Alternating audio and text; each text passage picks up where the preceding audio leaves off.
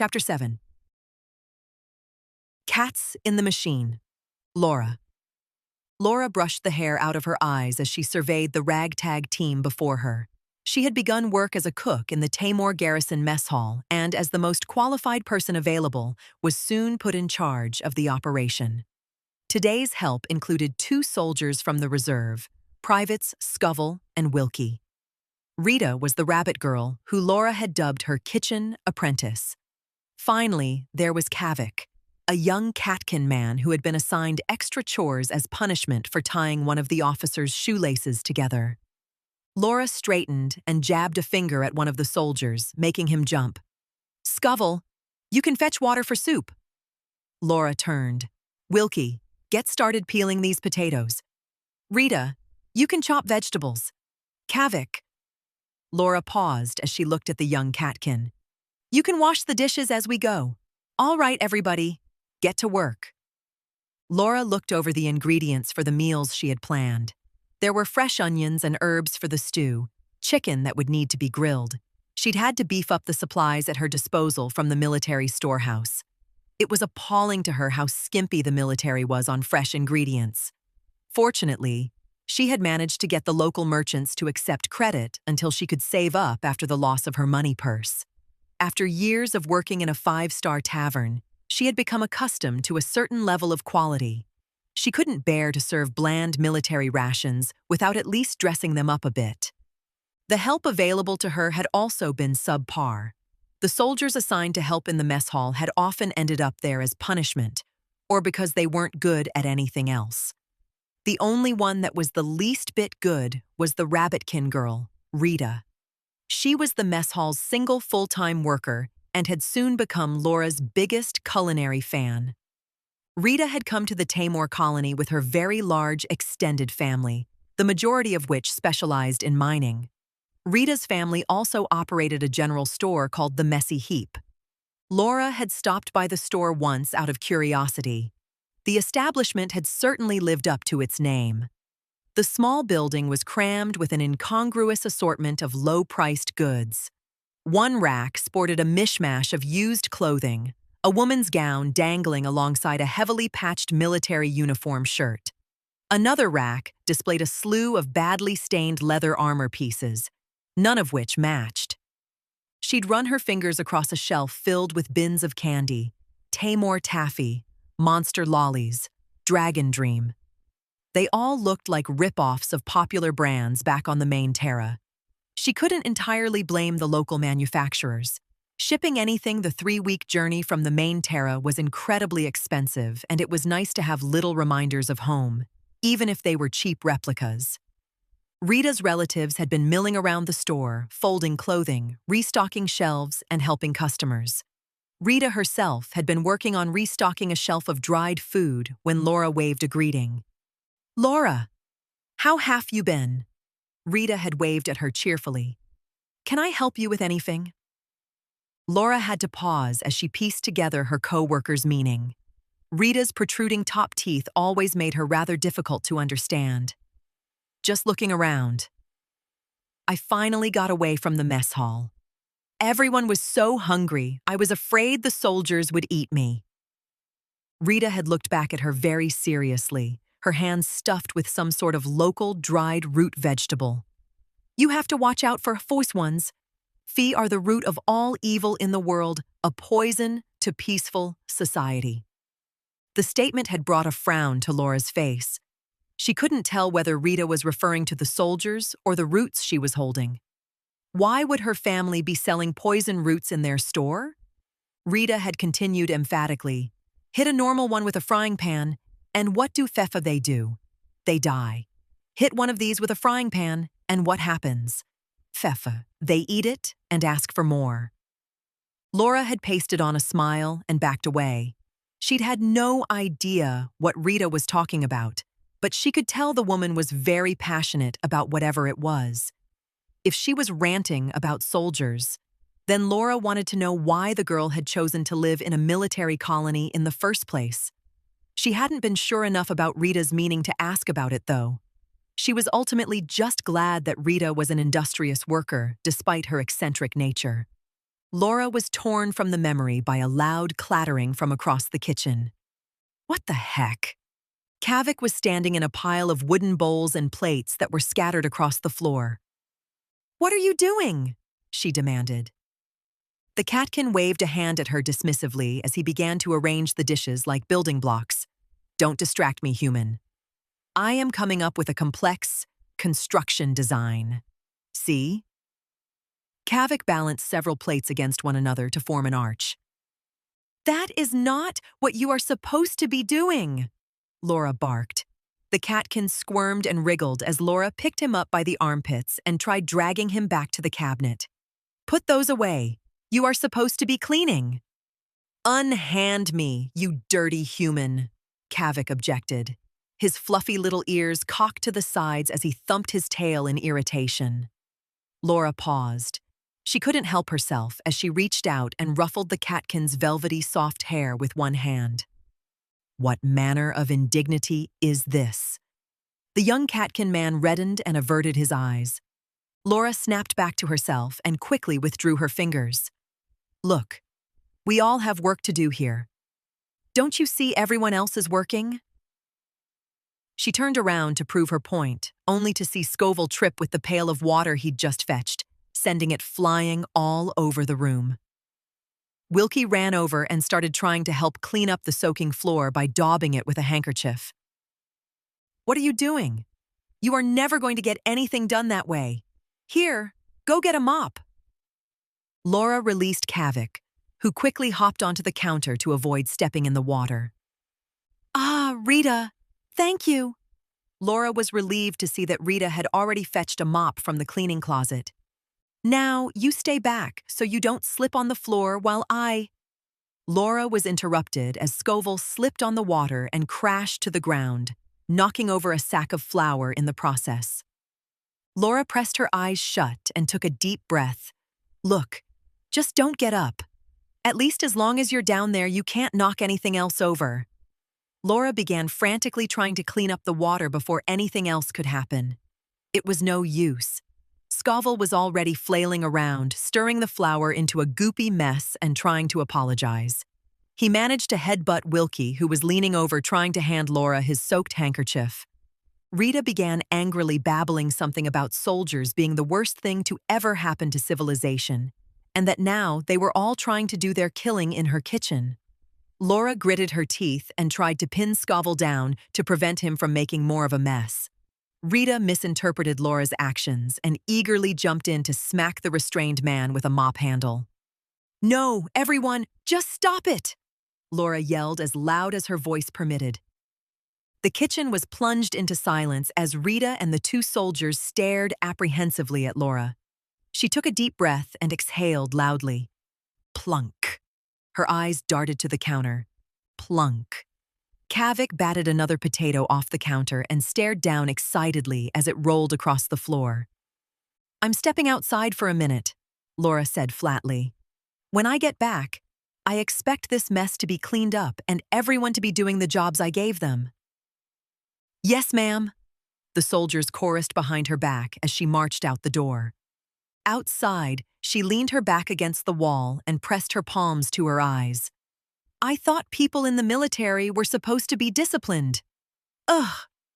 "Yes, undisciplined indeed." A voice emanated from beside her and crept up her spine.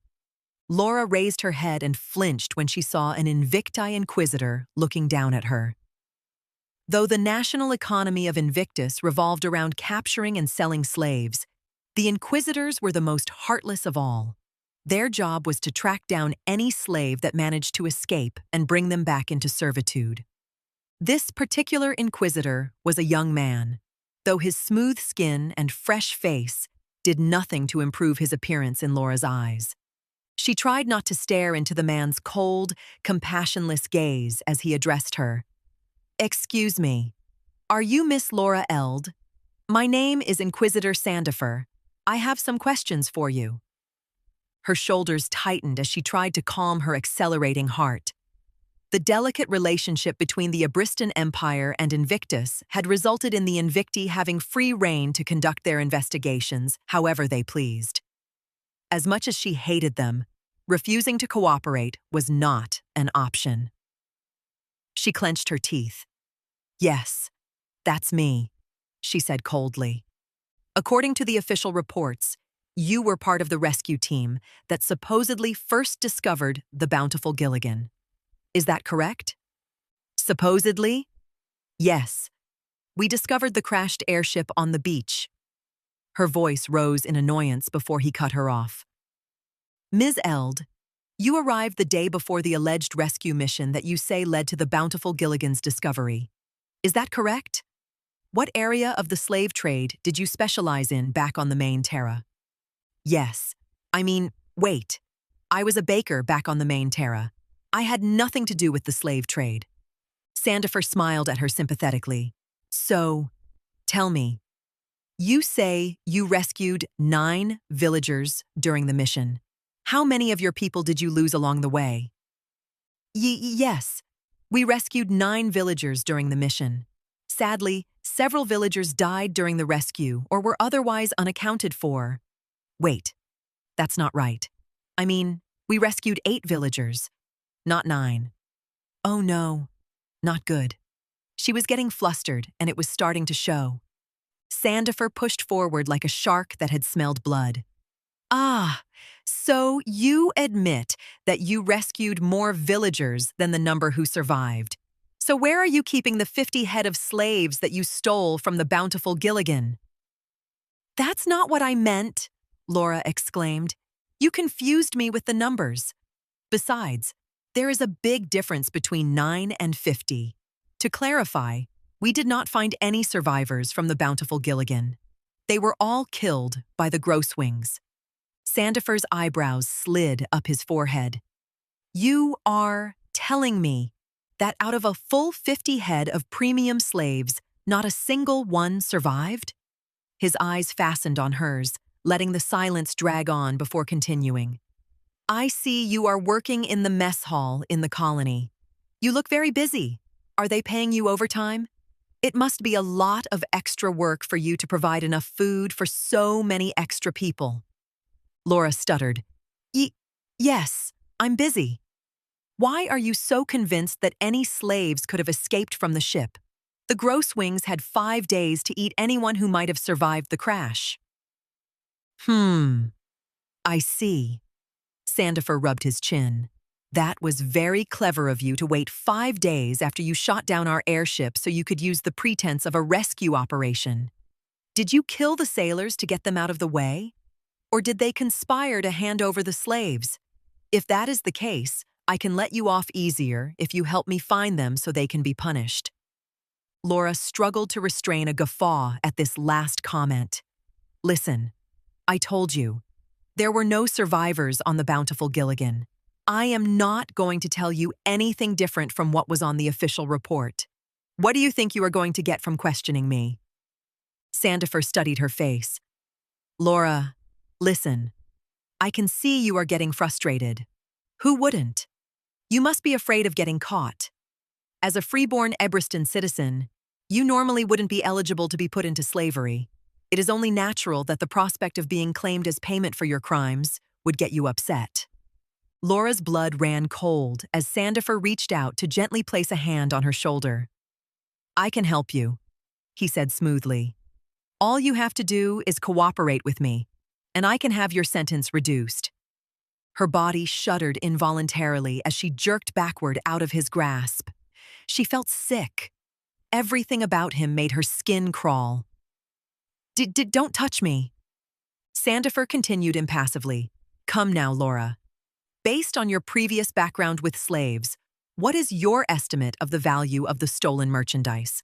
The bountiful Gilligan carried 50 head of market-ready slaves. How many of your lifetimes do you think it would take to make up for that?" She swallowed. The fear in her chest was only making her angrier. Her eyes burned with fury as she responded, "Listen, you worthless cheat.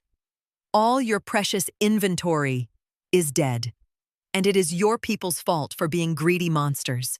The slaves aren't merchandise. They are people." Sandifer snatched up her words. "Ah, so you admit you are sympathetic to slaves? What branch of the emancipation movement are you with? Are they the ones who smuggled you into the colony in a food crate? I'm not involved with any of them, and no one smuggled me into the colony. Sandifer raised an eyebrow. But you do admit to coming to the colony in a food crate? How do you explain that? The question caught her off guard and sent her stumbling over her words. My mother, she is nuts. She drugged me and put me into a crate in an attempt to get me married off. Sandifer tisked at her skeptically. Laura, come now. Even you must see the holes in that story. Wouldn't you rather tell me the truth?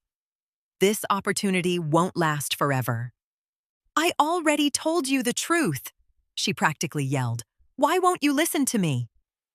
Inquisitor? One of the lower Invicti guards approached them. Can't you see I'm busy? Sandifer addressed the guard without turning his head. Inquisitor Sandifer, I have a message for you from headquarters. It's marked as urgent. Sandifer sighed and turned to follow after the guard. We are not finished here, Laura. I will find you out for your crimes. You might think you can hide, but the Invicti? We see. Laura tried to rub the prickling sensation off her arms as she returned to the warm mess hall kitchen. She needed to hurry up and get things ready before hundreds of hungry people began flooding in demanding food. Inside, the soldiers were standing on what looked like a soaking wet military jacket. Scoville was making a stack of sloppily peeled potatoes on the counter, while Wilkie was chopping vegetables. Not exactly what I told them to do. Laura noted as she scanned the room for Rita. The rabbitkin was seasoning chicken for the grill, while Kavik watched her from his perch on the shelf overhead. Well, evidently, he was doing more than watching.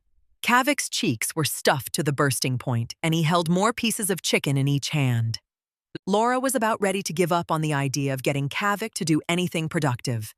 She headed to the pantry to retrieve additional ingredients for the stew. She mused whether perhaps she could trick the little catkin into cleaning by wrapping him in rags and telling him that rolling around the mess hall was a game. Laura shook her head at the mental image of candles and dishes being knocked across the room by an overzealous feline. Laura yanked the storeroom door open and immediately let out a scream. A filthy, hairy creature ran past her, rubbing greasy fur against her arm on the way. A grosswing? Inside? How did it get in here? Laura quickly ran back to the kitchen, where she could hear yelling. Her heart pounded as images of the grosswing nest flashed into her mind. Laura tore around the corner. The creature was snarling at Rita, who waved half a chicken in one hand and a knife in the other. Scoville had leaped onto the counter island to get away from the grosswing and landed with such force that he slid clear over the top, falling face first on the floor. Wilkie snatched up the mop and wielded it like a lance as he tried to put himself between Rita and the monster. This was a bad decision on his part, as the brave soul now faced a grosswing on one side and a hysterical rabbitkin with a knife on the other. Rita seemed convinced that the soldier had come to sacrifice her to the grosswing and was flailing at anything that came near her. The grosswing lunged toward Rita, snarling menacingly. Wilkie waved the mop to protect Rita and was stabbed in the arm for his trouble. Meanwhile, the grosswing took the opportunity to sink its teeth into the soldier's other forearm.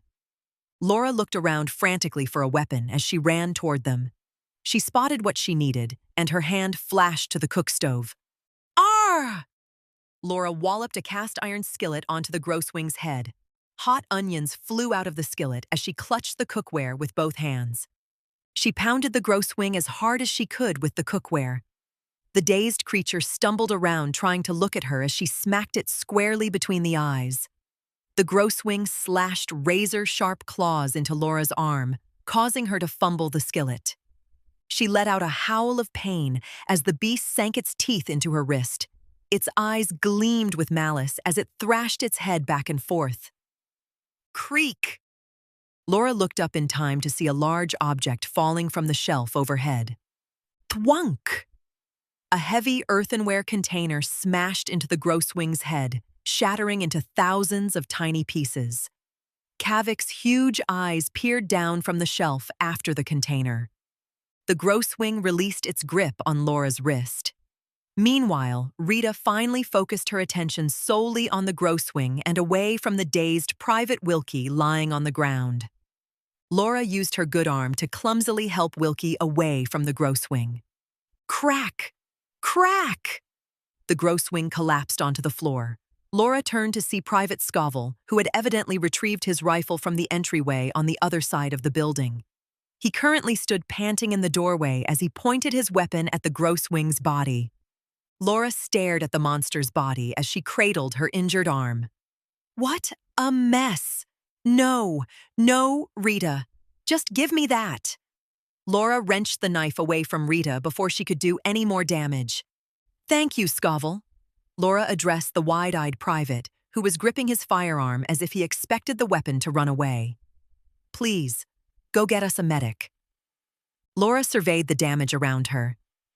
It looks like dinner is going to be late today. Thank you for listening to A Taymore Deception. Tune in every Wednesday for new chapters.